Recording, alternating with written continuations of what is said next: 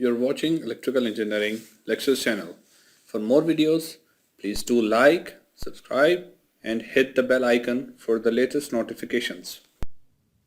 Welcome to another video. In the previous video, I have shown you how to interface LM35 analog temperature sensor for the temperature measurement. And in this video, I am going to show you how to read and write internal EPROMs of PIC microcontrollers. So in this tutorial, we will learn how easy it is to save the data using the EPROM present in the PIC16F877A microcontrollers. As in most real-time projects, we might have to save data which should not be erased even when the power is turned off. The examples are temperature controllers in which you already have saved set points and mode. Another example is the data logger in which the data is stored as a log. So you should not want these controllers to erase the data whenever the power is switched off. So if the data is large, then we can interface external memories and SD card, but if the data is small, we can simply use the internal EPROM present in the microcontroller to save our data and retrieve it at any time whenever we want. So this might sound like a complicated process, but with the help of PIC-C compiler, it can be done by using simple line of codes. So first of all, I'll give you a brief overview of PIC microcontroller memories. In PIC16F877A, there are three types of storage or memories. The first is the program memory, which is a memory that contains the program after we have burned it. The second type of memory is the data memory, and this is a RAM memory type which contains special registers like special function registers SFR and the general purpose register GPR. And the last type is the data EPROM. This is a memory that allows storing the variables as a result of burning the written program. Each one of them has a different role. The program memory and the data memory, two memories that are needed to build a program, and data EPROM is used to save the data after the microcontroller is turned off. The program memory and data EPROM, they are non-volatile memories which stores the information even after the power is turned off. So these memories are called flash or EPROM. In contrast, the data memory does not save the information because it needs power in order to maintain the information stored in the chip. So let me give a flash of these three memories. The first is the program memory. In PIC16F877A, we have 13-bit program counter capable of addressing 8K words or 8000 words of 14-bit program memory space. This memory is used to store the program after we burn it into the microcontroller. And the addresses are ranges from 0 to 1FFF. The second is the data memory. The data memory is partitioned into multiple banks which contain the general purpose register and the special function registers.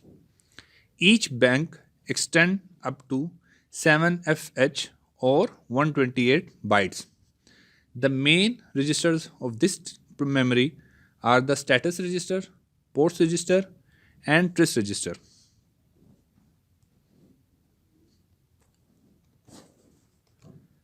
The last memory is the data EPROM. As the name suggests, the EPROM stands for electronically erasable and programmable read-only memory. It is a memory present inside the PIC microcontroller in which we can read and write data by programming it. The data saved in this will be erased only if it is mentioned in the program.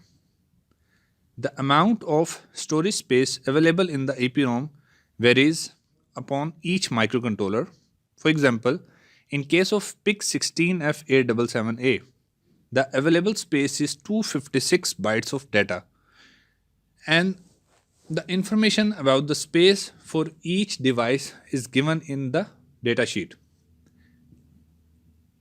So, get back to our main program, in which I will show you how to write the C program in order to interface or in order to read and write the internal EPROM of PIC microcontroller 16F877A.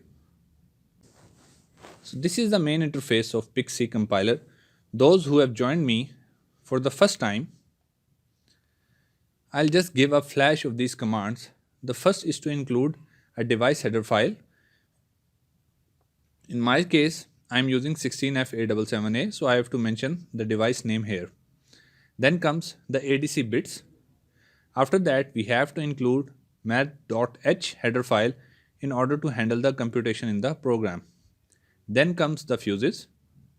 I've already given a detailed description of these fuses in my previous programs. The next command is to use the oscillator, which in my case is 4 MHz. Since I am going to display my results on the LCD, so I have to include a built-in C file of LCD. Now, what I have done in the program, I've initialized the data with the value of 30, which I am going to write in the EPROM. The next variable is A, which is initialized with the value of 100, and the location which I am going to write in is initialized by value 0. So I will put first value at location 0 of EPROM. So in the main loop, first I will initialize the LCD, and then I will use a first built-in command to read the EPROM. So this is the syntax of this command. That is read underscore EPROM, and in parentheses you have to give the location ID or address. In my case, I have given 15. So I will read the value which is placed at location or address 15 in the EPROM, and I will store this value in read data variable. If you want further information regarding this command, you can select this command and press F1. This will open the details of this command. You can see here that in parentheses you will have to give the address, and it has a return value which you will store in any variable. Remember, the address can be 8-bit or 16-bit depending upon the device, but the return value will always be a 8-bit integer. The next thing which I am doing is I will show the value which I have read from the EPROM in row 1 of LCD, and a value of random variable which is A at row 2 of LCD, in order to show the difference between the variable which is stored in the EPROM and the variable which is stored in the data memory. Next, in the infinite loop, what I have done, whenever I press a button, what will it do? It will increment the data which I will write in the EPROM. So every time I press the button, the data will be incremented by 1. And another command is location increment. That is, an incremented value will be written in the incremented location or in the next location of the EPROM automatically. And also, I have incremented a variable that is stored in the data memory. After that, I will write the value in the EPROM by using a built-in command of PIC C compiler, which is write underscore EPROM. The syntax of this command is, in the parentheses, you have to give the location in which you want to write the variable, which in my case is data. And then after that, after writing in the EPROM, I will again read from that location and displayed it on my 4th row of the LCD. So let me build this program. Hopefully there is no error. Now it's time to check the functionality of this program in the Proteus software. So I've already drawn a schematic in the Proteus software. Okay, play this simulation. Now you can see that as I've already played this simulation previously, so 45 is written at location 15 of EPROM and the data is initialized by value 100. So if I press the switch, it will write the data at location 0. Here you can see that the data is initialized by value 30. So it is incremented by 31 and it is written in location 1. So if I keep this button pressed, it will increment the value and write in the next position in the EPROM. So what it is doing, it will write 45 at location 15, which you can see here. Now I will stop the simulation, going back into the program, and now I will change the data from 30 to 60. Now it will start from 60 and location from 10. Now it will start writing the data from location 10 of EPROM. Build this program.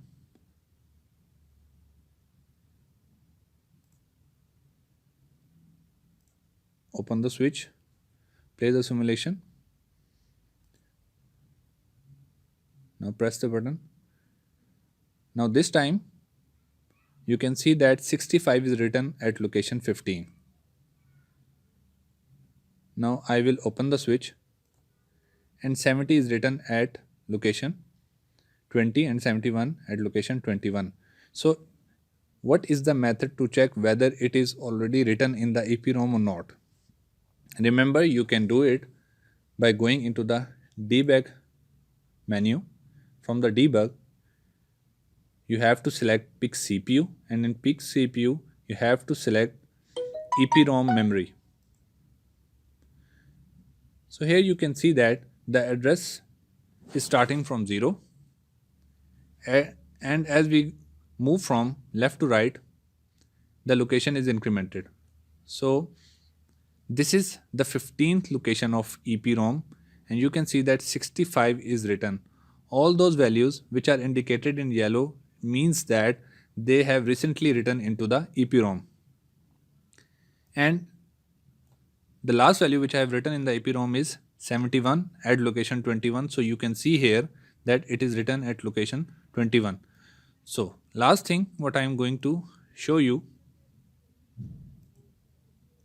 is that when I reset the microcontroller, or if I power off the microcontroller and then turn on the microcontroller, it will restore this value or save this value at location 15. So you remember that what is written in at location 15, 65. So